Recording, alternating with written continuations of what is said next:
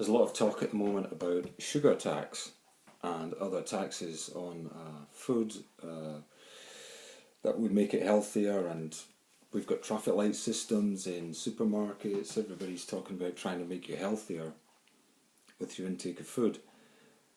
So I thought it was worth mentioning a couple of things about it. NHS are talking about a sugar tax that they're going to put in on vending machines or something. In effect, they're going to ask you, like eBay do, to make a charitable donation. It's just they're probably not going to word it that way. They've decided to suggest a sugar tax would be applied instead, because there's probably only one thing that people avoid more than tax if they can, and that is making charitable donations these days. Once in a while, people will do it.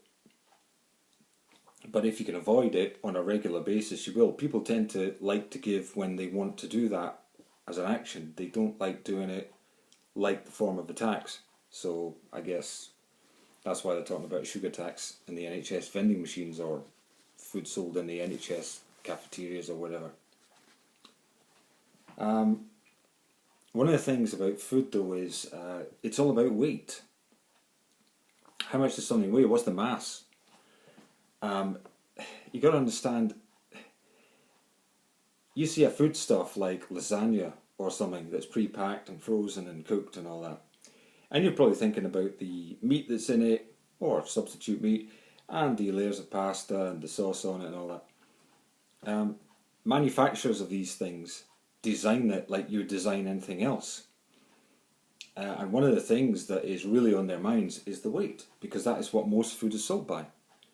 You can go around and look around the supermarket and say, what can I get that's healthy for its weight? And that isn't, that's a way that I've shopped in the past. The thing that comes up is bananas. But carrots, potatoes, there's certain things you can say that for the weight, for what your body gets out of it, it's relatively a cheap food. So bearing in mind that weight is massively important, almost an obsession, because it's the same thing as money to the manufacturers. If they can sell you 0.5 kilogram of something, and 1/4 of that is a load of old crap that they've been able to throw in, and you might think, well, they can't just throw any crap in. They can. Filler that is used in fiberglass, epoxy resin mixes, you put that in sausages to fill the sausage up. So presumably it just so happens that stuff's sufficiently inert that it is clean enough to be used in foodstuffs. But that's an extreme example. But the more usual example, and what you probably don't know, is that the manufacturers, the fast food restaurants and so on, various food related industries have examined and researched with a lot of money and very closely. When I said they can put a load of crap in, they've examined very closely exactly what would constitute crap that they could put in. So there are 3 basic craps, 3 basic rubbish materials that they put into your foodstuffs. It's salt, it's sugar, and it is fat.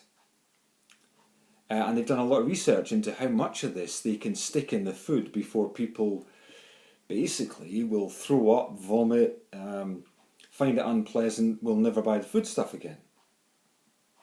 Okay. So like McDonald's and so on, and I'm not singling out McDonald's particularly, except that they're a well-known fast food supplier. They know this. There's a key point to realise about salt, sugar and fat. If you put the other 2 in, you can, or even one of the other 3, you can get away with much more of the other 2. Okay, so if you got a load of salt, literally, this is what it's like. If you got a load of salt sat there doing nothing, as a food manufacturer, because in effect they have, because it's really cheap salt, and so is sugar, and so is fat, because most fat is discarded from something else. It's a question of how they can get that in. Oh, the other thing they can do is put water into stuff. But water actually isn't unhealthy for you, so I'm not going to count that. It's like bacon, there's a lot of water in it. You'll have noticed that when you cook it. It's a question of how they can make that stay inside the meat while you cook it. Okay, so they've done the research that says if they put a load of salt and fat into something, they can also put a lot of sugar in. If they put a lot of salt and sugar in, they can put a lot of fat in. So if you just had a burger and it didn't have the extra fat and the extra sugar in, but they just put all the salt in, or a Subway sandwich, you know, the shop Subway, they were found to have loads of salt in their submarine sandwiches, their subs. If you put just the salt in, you would gag, throw up and puke. But because they put a load of sugar and fat in as well, you can get away with a lot of the other one. Okay? Now a hamburger has salt added, sugar added and fat added. It's just a question of, you know, I would say most processed foods have got these things added. It's just a question of what ratio. Processed peas, they have sugar added. It's simply a question of what ratio they put them in as. So imagine you were manufacturing a food and you've got the expensive thing, which let's say is the meat in the lasagna or wherever it is. You've got the flour and water that make up the lasagna layers. But what other stuff can you throw in there that's really cheap to bulk up the weight? Well, the answer is, apart from water, you've got sugar, salt and fat. These things are really, really cheap, which is the same as saying you have it stockpiled at the back of your factory. In effect, that's what it's all about.